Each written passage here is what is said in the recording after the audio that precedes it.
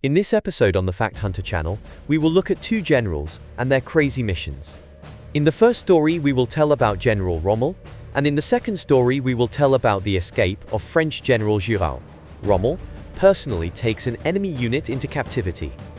Major General Erwin Rommel sat in a tank walking in the spearhead of the advance of the 7th Armored Division as the unit broke through the Belgian border into French territory. It was May 16, 1940, a week after Adolf Hitler gave the order to launch a major offensive on the Western Front. Other Wehrmacht commanders had already complained more than once that the 48-year-old general was needlessly risking his life in his position as commander of the advancing troops. However, some said it was jealousy that was causing the critics. Adolf Rommel was no novice on the battlefield. As a young platoon commander during World War I, he was wounded twice and awarded the Iron Cross First Class and other medals for bravery. Superiors described the young officer as the perfect fighting animal, cool, cunning, ruthless, unflappable, smart, incredibly brave. Adolf Hitler had fleetingly seen Rommel as recently as 4 years earlier, but it wasn't until September 1939 that he began to admire the officer, whom he had recently promoted to the rank of Major General. It was during the invasion of Poland, when Rommel commanded the troops guarding the Führer's mobile field quarters. He hated the atmosphere of intrigue from the get-go, but close ties with Hitler resulted in the general being given command of the 7th Armored Division. Now, at the spearhead of his unit, Rommel was rushing west at speeds of up to 60 kilometers per hour. This was a new way of warfare. His tanks did not stop when they encountered organized resistance. On the contrary, they fired on the march and turned their turrets, searching for the target. Night had fallen. Rommel's men were on the verge of exhaustion. However, the commander ordered them to go on. In the moonlight, he recognized the figures of French soldiers, gripped by panic at the mere roar of the engines. After all, the tanks were supposed to be 65 kilometers to the east. Not until 6:15 in the morning did Rommel finally order a stop. His tanks had traveled nearly 80 kilometers in the past 24 hours. Due to a radio station malfunction, Rommel did not know that his spike had advanced far from the division's main force. They were 30 kilometers behind the French defense lines. Undeterred, Rommel did not take a break to rest, got into an armored car and drove back to pull up the rest of the tanks. He was no longer covered by darkness, so he had to fight a series of skirmishes with French troops. At some intersection, he noticed a group of French soldiers walking through the fields. He stopped the car, stood up, started waving his arms and shouting to them in French to lay down their arms. The spirited soldiers did so willingly and got into their trucks. The convoy led by the German general drove to the nearest town, where the French officially surrendered. This was undoubtedly the largest group of enemy troops taken prisoner in person by a general of the opposing side during this war. The feat was accomplished behind the enemy front. Impossible escape of the general. 9 days after Hitler's Wehrmacht invaded Belgium, the Netherlands and France, a French officer was inspecting machine gun nests on the front line. Suddenly, German infantry poured out of a nearby forest and surrounded the outpost. A captain called on the French to surrender. To his surprise, among the soldiers who emerged from the trenches with their hands raised in the air, stood a stiff, as if he had swallowed a stick, officer with 5 general stars on his kepi, Henri Honoré Giraud. It was May 19, 1940. This was the second time in a quarter century that Giraud had found himself in German captivity. During World War I, when he was a captain, the severely wounded also took him prisoner.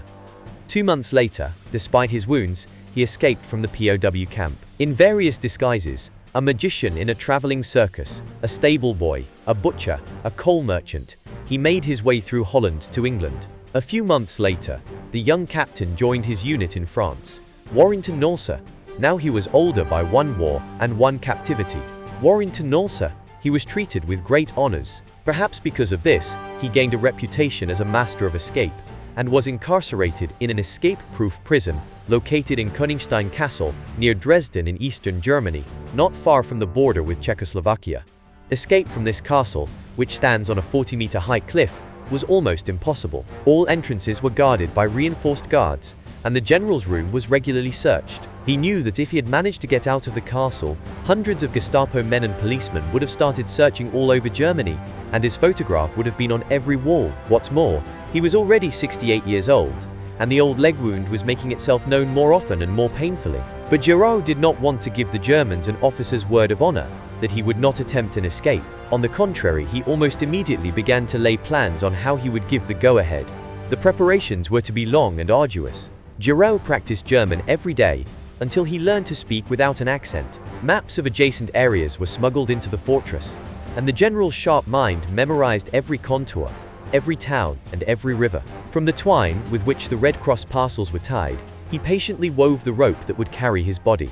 The general measured nearly 190 centimeters tall and weighed 90 kilograms. The Germans allowed Giraud to write letters, but they did not know that a French invalid officer, whom they sent home from captivity, had taught the general's wife a secret code. This code was used by the general in a series of seemingly innocent letters. He sent details of the escape plan and asked his wife to contact the British Secret Service and ask them for help. Taking a huge risk, she contacted a British man who was running secret operations in France. With the arrival of 1942, Giraud began secretly gathering everything he needed to escape. His military coat could pass for a civilian one, and civilian pants were smuggled to him from outside the castle. A Tyrolean hat worn by German civilians was smuggled in food parcels sent to him by the British. On the morning of April 7th, Giraud was ready to put his plans into action. Fellow captives helped him put on a pack containing bread, cheese, and civilian clothes. Then the general went out onto the high balcony, as he had done countless times. When the guards were out of sight, he tied a rope to the railing, and his two comrades in misery lowered him to the ground.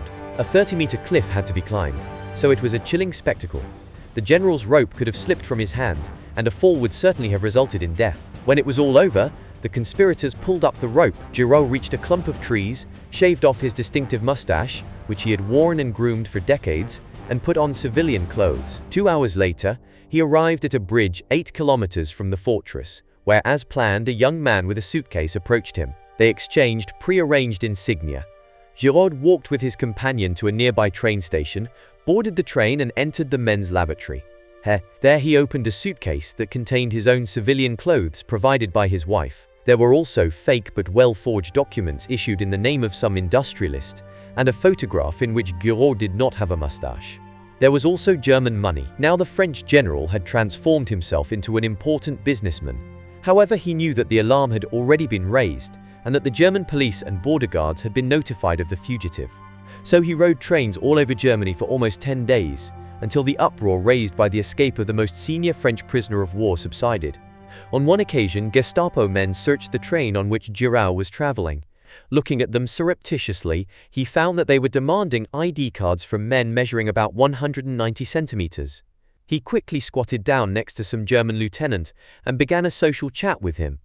When the Gestapo officer asked Giraud for papers, the young officer, who was clad in orders, said the new fellow passenger was his friend, and he could vouch that he was also a loyal German. The policeman went on. A day later, Giraud was already about to board a train in Stuttgart when he noticed that Gestapo officers were searching all the passengers. He waited until the train was moving and dashed toward it, trying not to limp, as it was a telltale sign the Germans were looking for him. As he approached the carriage, he began shouting that he had a business meeting in another city and that he had to catch this train. One of the Gestapo guards helped the elderly, drowsy businessman jump onto the train. A week after this rail safari began, Giraud crossed the border into northern France, which was occupied by the Wehrmacht under the May 1940 armistice. He had hoped to slip across the demarcation line into free southern France, where his home was located. But when he learned that German guards were very thorough in checking the papers of all men measuring about 190 centimeters, he boarded another train and traveled through southeastern Germany toward the Swiss border. Giraud got off the train and, avoiding the border guards, set off along a rarely used mountain trail. Such a climb would have been torture, even for someone younger, but the general persevered through peak after peak. Suddenly, he encountered 3 soldiers who were aiming rifles at him. They spoke in Swiss dialect, so he was safe. He was taken to Basel, where Giraud revealed his true identity. Berlin was furious and demanded his surrender. The Swiss authorities refused. Dayton. The general was assigned an old car with a driver and driven to the border of unoccupied France, ruled by the puppet regime of the infirm, 86-year-old Marshal Henri Philippe Pétain, a World War I hero. In early May, almost 2 years after being taken prisoner, General Giraud returned to his wife in Lyon. Although he tried to keep a low profile, the Gestapo raided his home and attempted to assassinate him several times. Desperate to save face, the Germans sent Pierre Laval, a French traitor whom they had made the de facto head of the Vichy puppet government, To deliver a bizarre proposal to Giraud, he suggested to the general that he appease the Nazis by returning to captivity in Germany. This suggestion was, of course, rejected out of hand. The Germans still tried to lure the general into their arms by various means, but all failed. General Giraud died on March 11, 1949 in Dijon.